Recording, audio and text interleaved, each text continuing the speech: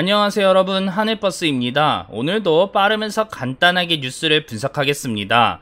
정부 전월세 상한제 준비라고 제목을 게재했어요. 정부가 또 하나의 부동산 대책을 지금 준비하고 있죠. 이 내용을 설명하고자 제목을 이렇게 게재했습니다. 결국은 이게 전월세 상한제를 준비하는 사전 작업이 아니냐라는 거를 설명하기 위해서요.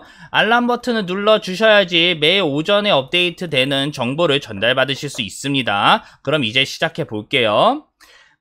처음에 제가 전월세 상한제 그리고 전월세 신고제라는 걸 설명하기 이전에 자꾸 저한테 요거 관련된 내용을 물어보셔서 제가 요 부분부터 설명하고 넘어갈게요. 제가 부동산 현상을 설명을 하고 있는데 많은 분들이 그리고 개인적으로 저한테 그렇게 질문을 하고 계세요. 부동산이 이미 우리나라 대한민국 시스템에서 공급 과잉, 미분양이 계속 발생돼서 많아지고 있는데 왜 주택이 부족해가지고 공급을 늘려야 되냐라고 이거 잘못된 거 아니냐라는 지적을 하고 계시는 분들이 계세요. 요거 깔끔하게 설명을 해볼게요. 먼저 어제 언론에서 이 내용이 바로 나왔습니다.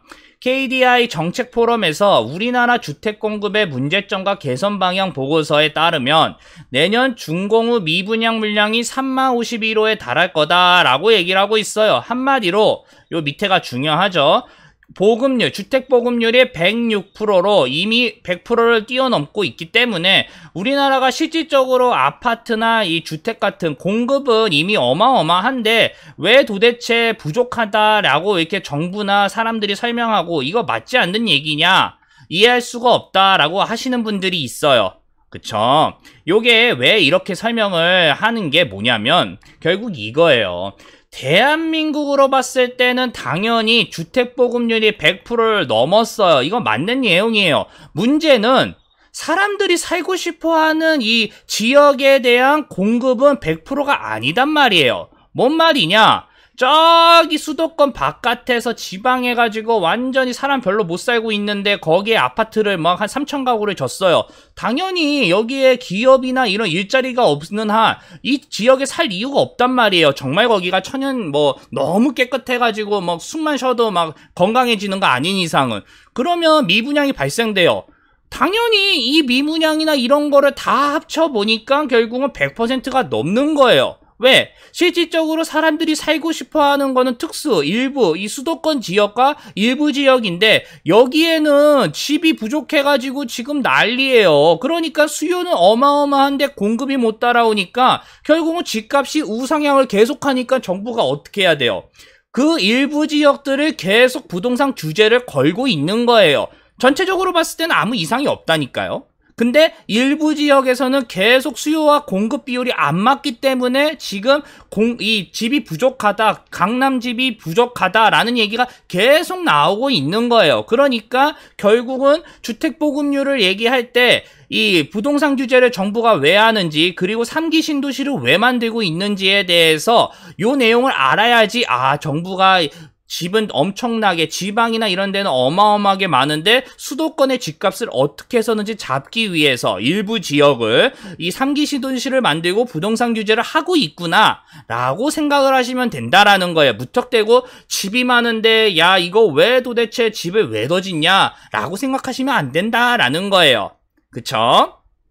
오늘 내용으로 이제 다시 돌아갈게요. 보면 아까 얘기의 핵심이 뭐예요? 결국은 전월세 상한제를 도입할 거냐 아니면 이게 사전 작업이냐 요 얘기를 지금 설명하려고 하는 거예요. 기사가 오늘 좀 길기 때문에 차근차근 하나씩 읽어보면서 내용을 설명하겠습니다. 보면 지금 국토교통부에서 또 이제 전월세 신고라는 어마어마한 카드를 꺼내 들었어요. 결국은 이게 상당한 파급력을 발생시킬 가능성이 매우 높습니다. 과거에 안 했던 행동인데 이제 와서 꺼냈다라는 거는 그동안 만약에 여기에서 제대로 신고 안 한 사람들은 이제 혜택을 보고 있었는데 이걸 이제 정식으로 신고하면 당연히 여기에서 혜택을 못 받으니까 그만큼 당연히 이제 피해가 발생되든 이득이 발생되든 다양한 이슈가 여기에서 발생이 되겠죠. 그러니까 이게 결국은 파급력이 그만큼 늘어난다라는 얘기입니다. 더불어민주당 국회의원이 26일날 발의한 전월세 신고제는 여당은 물론 국토교통부 김현미 장관의 의중이 깊게 반영됐다라고 얘기를 하고 있어요. 쉽게 우리나라가 법이 바뀌려면 정부나 이 국회의원이 입법 활동을 해가지고 본회의에서 그 법이 상정돼서 통과가 돼야만 법이 실효화돼서 이제 그 법을 이용해가지고 사용할 수 있기 때문에 이 작업을 미리 하고 있다라고 생각을 하시면 돼요. 뭐 여기에서 이제 핵심은 요 부분이죠. 단계적으로 전월세 상한제와 계약갱신 청구권을 추진하겠다라고 하면서 국토교통부 장관 취임할 때부터 이 이야기를 했어요. 이 말은 결국은 전문가들이 얘기했을 때 전월세 신고제가 사실상의 전월세 실명제와 같다라고 얘기를 하고 있고, 또 여기에서 큰 변화와 파장을 가져올 것이다 라고 얘기를 하고 있어요. 아까 말씀드린 대로죠. 그쵸? 이제 기사를 좀 더 읽어보면 먼저 명분으로 삼는 게 이거예요. 요 임대차 신고제, 아까 말한 전월세 신고제를 도입하려는 이유 중에 하나가 임차인 보호다라고 하면서요. 이게 첫 번째 명분이에요. 보면 임차인이 확정일자의 필요성을 잘 몰라서 신고를 하지 않는 경우도 있지만 이건 예외예요. 정말. 집주인들이 과세 등을 우려해 임차인에게 확정일자를 신고하지 못하도록 제약하는 경우가 있어 세입자 보호 차원에서 신고 의무화가 필요하다라고 명분을 만든 겁니다. 뭔 말이냐? 집주인들이 이 집이 여러 개인데 만약에 이날 확정일자를 해버리면 여기에서 과세가 다주택으로 걸려가지고 발생될 가능성이 있기 때문에 요 확정일자에 신고를 하지 못하거나 아니면 뒤로 최대한 딜레이를 해서 이런 편법들이 있었는데 정부가 이제 세입자 보호를 하겠다라는 걸로 명분으로 해서 신고 의무화를 했다라고 이해하시면 됩니다. 그리고 여기서 또 한 가지 얘기가 나오죠. 임대차 계약이 파약되면 최근 임차인들이 전세금만한 보증가입에 어려움을 겪고 있는 다가구 주택, 빌라죠. 대한 선순위 임차 보증금 파악도 수월해져 보증금 회수 리스크도 줄일 수 있다라고 얘기를 하고 있어요. 뭔 말이냐? 지금 갭 투자에 대한 피해가 발생되고 있습니다라는 걸 언론을 통해서 어느 정도 알고 계실 거예요. 그만큼 전세랑 매매가의 이 갭이 어느 작았는데 지금 이제 다시 벌어지고 또 집값이 하락하면서 다양한 이슈들이 발생되고 있고 여기에 피해를 많이 보고 있죠. 결국은 이거의 핵심은 뭐예요? 아파트 같은 경우는 내가 이게 아파트 뭐 실거래 이런 게 관련된 게 정부의 통계를 통해서 전부 다 짜자잔 나오는데 이 다가구 주택, 이 빌라에 대해서는 그게 지금 맹점이 빠져 있기 때문에 이번에 임대차 계약 요런 이 신고제를 도입을 하면 이제 투명성이 더욱 더 확실하게 나타나기 때문에 집주인이 부실한 갭 투자인지 아니면 뭐 정말 돈이 많아서 집을 여러 채를 갖고 있는지 임차인들이 완벽하게 알 수 있기 때문에 요거가 이제 또 명분으로 해서 임대차, 이 전월세 신고제가 도입이 돼야 된다라는 명분을 깔고 있는 거예요. 그리고 또 이유가 여러 개예요. 계속 얘기하는 게. 전월세 신고제 도입을 이유가 과세 투명성 확보와 다주택 수요 차단이다라고 얘기를 하고 있어요. 이거는 이제 극명하게 나타날 거예요. 이제 장단점이. 요거 이제 또 천천히 읽어보고 넘어가겠습니다. 2006년 부동산 실거래 신고제도를 도입해서 양도소득세와 취득세 부과의 실거래가 기반의 과세 체계를 구축하는 데 성공을 했는데 문제는 전월세 정보가 아직 부실해가지고 여기에 자료 확보가 조금 어려웠어요. 근데 이제 예전이었죠. 요거 참고로 먼저 요 얘기를 할게요. 정식 임대사업자로 등록한 사람이 예전에 임대사업자로 말을 많이 해라 라고 하면서 정부가 여기에 정말 막 다양한 이벤트, 인센티브를 많이 줬었죠. 요거 때문에 계약이 갱신된 경우 표준 임대차 계약서를 작성해 변경 내용을 3개월 이내에 신고해야 하지만 임대사업자가 아닌 일반 임대인이에요. 임대사업자를 안 하는 사람들 얘기하는 거예요. 일반 임대인은 이런 의무가 없기 때문에 이제 이 사람들도 임대사업자처럼 전월세 신고제를 해가지고 확실하게 정보를 정부한테 줘서 과세 투명성 확보에 빈틈이 없게 하겠다라는 내용이 지금 요 내용입니다. 그래서 뒤에 또 내용이 있어요. 임대인 또는 중개인에게 모든 임대차 거래에 대한 신고 의무가 부여되고, 그러니까 과거 임대 사업자들한테만 했던 이 의무가 이제 전체적으로 모든 임대차 거래에 적용이 되는 거예요. 이제 이게 통과가 돼서 실효가 되면. 그 다음에 과세 자료로 이용됨에 따라 계약서 작성부터 임대료 책정, 세입자 관리 수리비 부담 주체 등 이제 수십 년간 이어졌던 임대차 관행에 이제 어마어마한 파급력이 발생될 거다라고 얘기를 하는 거예요. 과거에는 이제 묵시적 뭐 다양한 얘기가 있고 네가 잘못했네, 내가 잘못했네, 문제가 발생되고 이랬는데, 아예 깔끔하게 이제 정부한테 보고해서 정부가 완벽하게 컨트롤 관리하겠다 라고 지금 설명을 하고 있는 거예요. 근데 여기에서 문제는 뭐냐?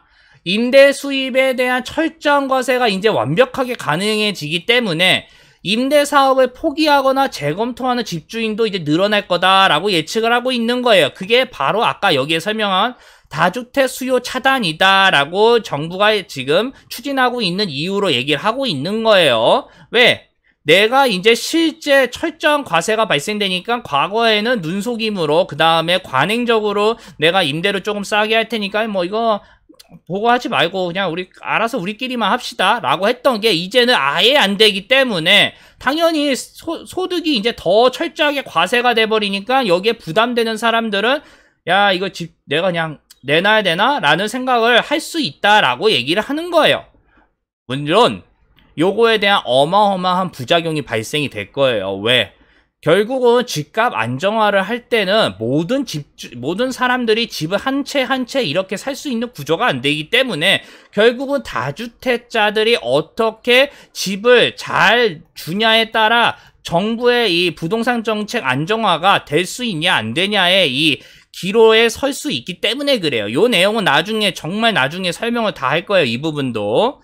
어쨌든 임대호수가 10가구 안팎인 다가구 원룸 보유자들은 잦은 임대차 신고가 이제 상당히 불편해질 거다라고 얘기를 해요. 왜? 매매 계약이 평생 한두 번이었던 거랑 다르게 임대차 계약은 수시로 이루어져야 되기 때문에 그렇습니다. 빌라 하나 4층짜리 갖고 있는데 가구가 20가구, 30가구 원룸으로 이렇게 돼 있으면 와, 장난 아니에요. 이거 나와서 또 계약하고 또 들어가서 계약하고 또 나가서 계약하고 장난이 아닙니다. 특히 이런 빌라를 한 두세 개 갖고 있으면 그 사람은 만약에 진짜 이 모든 임대차 거래를 무조건 신고해야 된다라고 하면 정말 대리인 써야 될 가능성도 높아요. 그만큼 빈번하게 이게 왔다 갔다 하는 게 이루어지기 때문에 당연히 여기에 대한 불편함이 발생될 거다라고 다들 얘기를 하고 있는 거예요. 그래서 여기서도 바로 얘기가 나오죠. 다가구 원룸 임차인들이 수개월씩 단기 계약하는 것도 있고 또 중개 수수료를 아끼기 위해서 임차인과 직거래라는 경우가 있어가지고 장난이 아닌데 임대인이 거의 매달 임대차 변경 내용을 신고해야 되니까 이제 장난이 아닐 거다. 그리고 온라인에 익숙하지 않은 노년층은 신고 자체가 번거롭고 부담스러울 거다라고 얘기를 하고 있어요.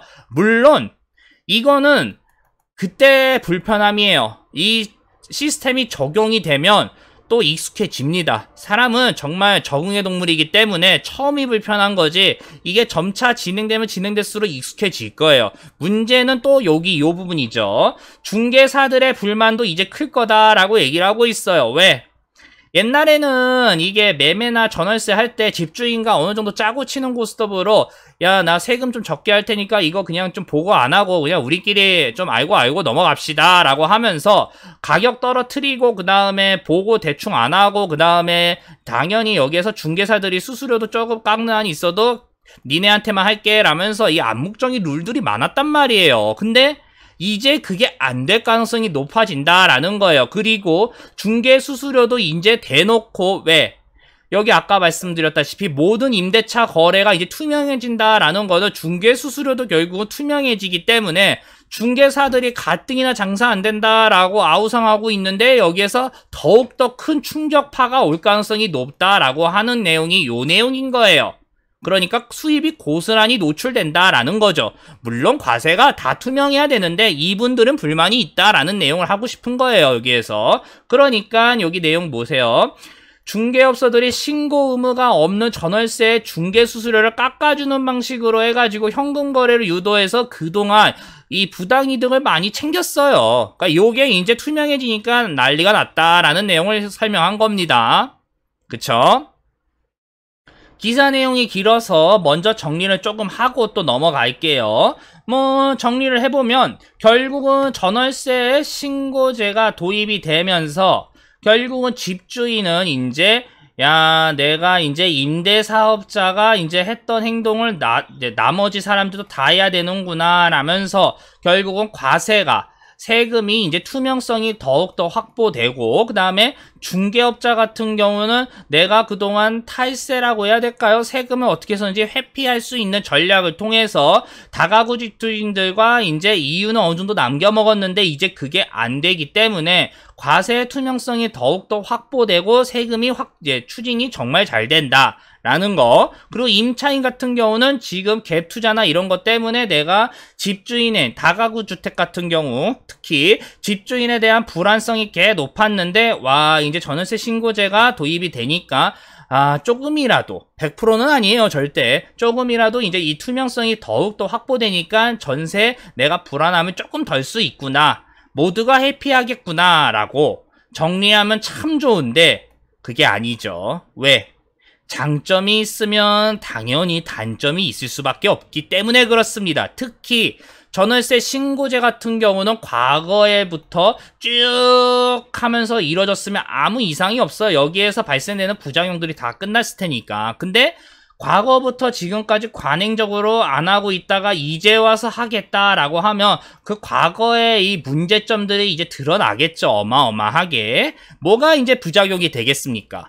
결국은 집주인들, 특히 여러 집을 갖고 있는 다주택자들 같은 경우는 말이 꼬이네요.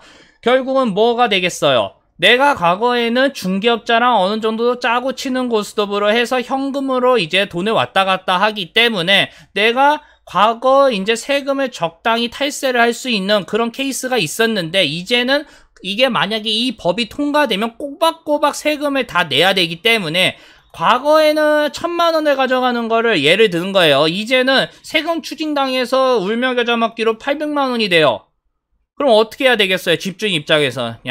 진짜 내가 다음에는 선거로 진짜 심판한다 라고 하겠어요? 아니면 다른 방법을 모색하겠습니까?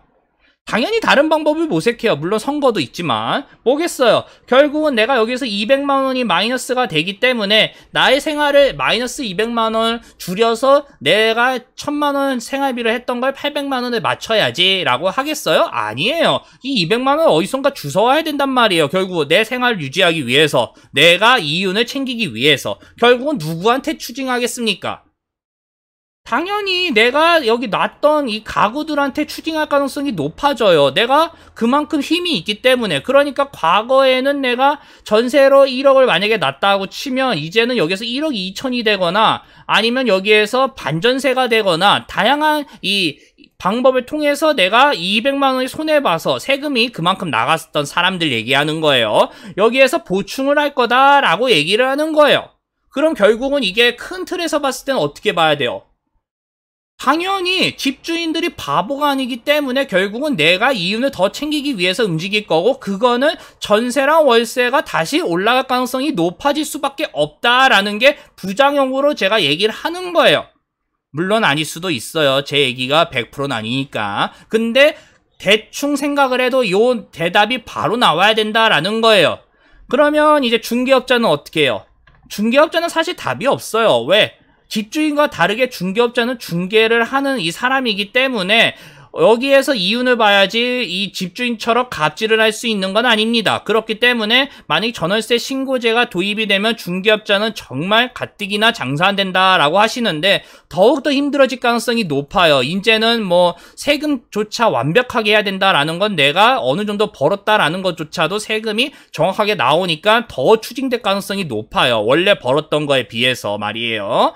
결국은 여기에서 그럼 임차인은 이득만 봐요? 아니에요. 아까 말씀드린 대로 집주인이 결국은 내가 손해를 보는 거를 어느 정도 회복할 거다라고 움직이게 되면 결국은 내가 여기에서 구하는 사람들이 피해를 볼 수밖에 없는 구조예요.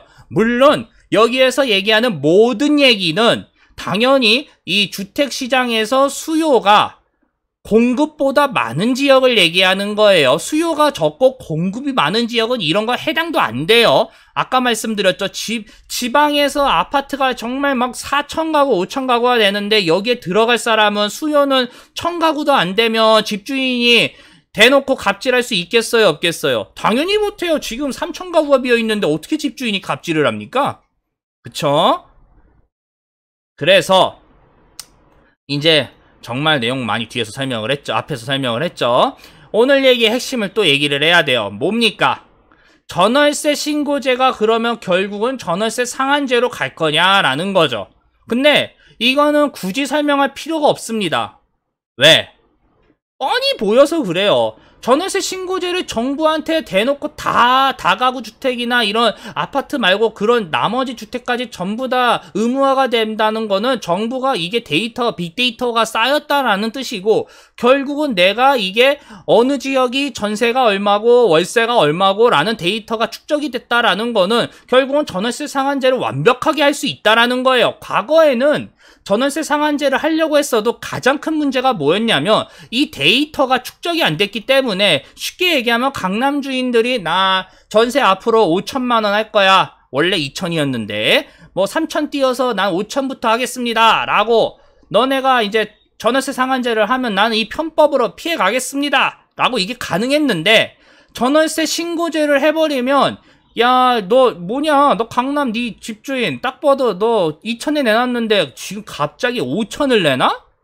네가 장난치는 거니? 라고 얘기를 할 수가 있어요, 정부가. 왜? 데이터가 쌓였기 때문에. 이 말은 결국은 정부가 앞으로 전월세 상한제를 완벽하게 할 수 있다라는 거예요.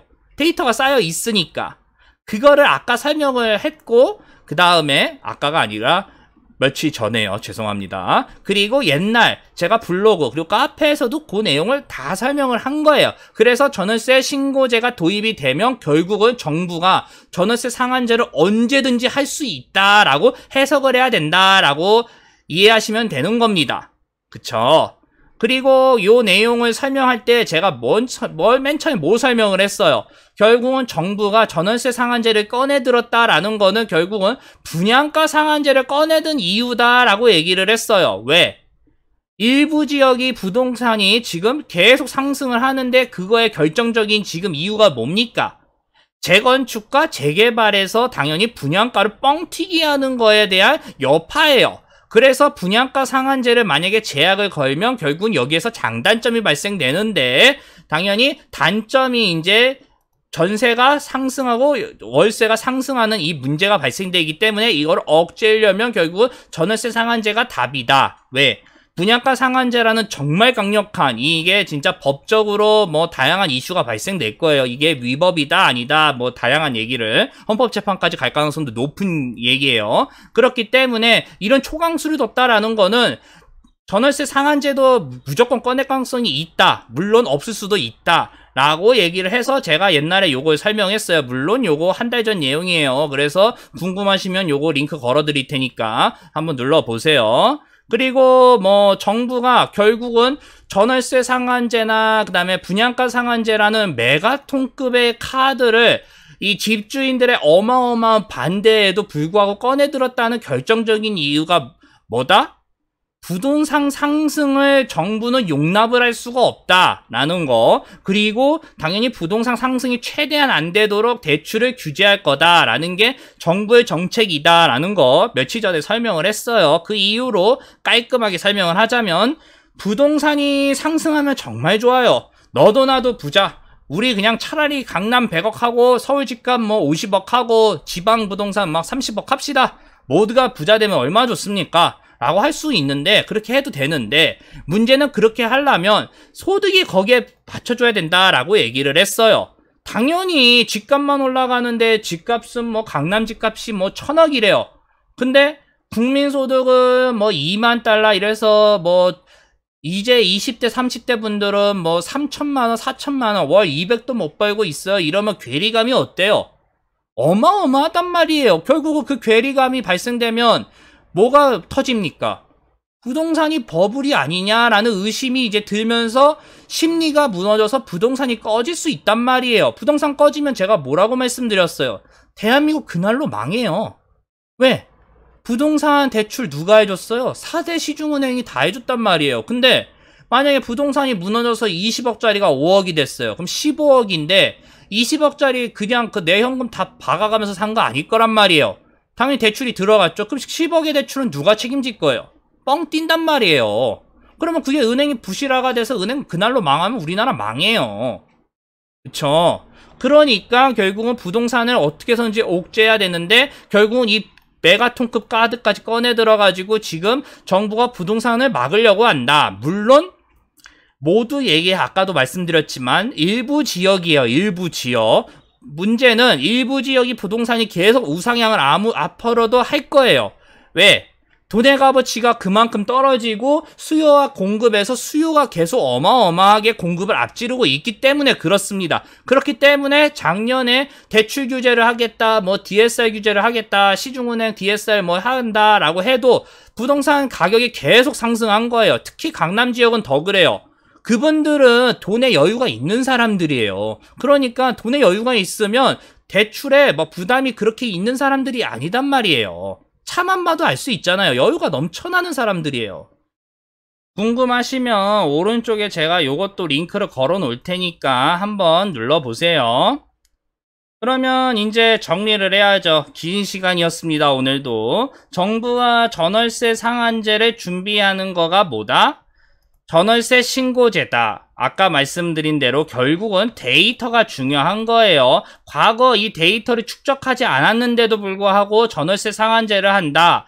어마어마한 부작용이 발생될 거예요. 근데 데이터를 축적하고 전월세 상한제를 한다라고 하면 그 부작용을 조금이라도 줄일 수가 있습니다. 집주인은 당연히 여기에 어마어마한 압박감을 받을 수 있으니까요. 그러니까 우리는 이렇게 해석을 하면 된다. 그리고 여기 전월세 신고제도 다양한 이슈들이 발생된다라고 말씀을 드렸죠. 집주인이나 다주택자들은 당연히 여기에서 뭐 세금을 정상적으로 아무 이상 없이 냈다라고 하는 사람들은 별 걱정이 없어요. 근데 세금을 조금이라도 어떻게 덜 내려고 막 이리저리 탈세를 조금이라도 했던 분들은 전월세 신고제가 작동이 되면 여기에서 이 여파가 발생이 돼서 손해를 볼 수밖에 없고, 당연히 이제 중개업자는 원래 또 이제 가뜩이나 장사 안 된다라고 많이 얘기하고 계시는데 이 여파로 이제 현금 장사 하시던 분들은 또 타격을 보게 될 거고, 이제 임대, 요걸 이제 내가 이제 전월세에 살아야 된다라는 임차인들은 그나마 혜택을 볼 수 있는데, 전월세 신고제 최대 부작용이라고, 단점이라고 제가 아까 뭐 말씀드렸죠? 결국은 세금을 어느 정도 탈세하시는 분들, 다주택자들 중에서요. 결국은 이분들이 내가 제값을 더 받겠다라고 하면 일부 지역에서 다시 이 전세나 월세 가격이 상승할 가능성이 조금 있다. 여기에 여파가 발생될 수 있다라는 거 다 설명해 드렸습니다. 그쵸? 여기까지 하겠습니다. 요 내용 괜찮다라고 생각 드시면 다들 아시죠? 구독이랑 좋아요 부탁드리겠습니다. 그리고 저는 웬만해서는 오전에 업데이트를 하기 때문에 알람 버튼을 눌러주셔야지 정보가 전달이 돼요. 요새 유튜브 알고리즘이 바뀌어서 정보가 구독만 누르시면 전달이 안 됩니다. 여기까지 하겠습니다. 감사합니다.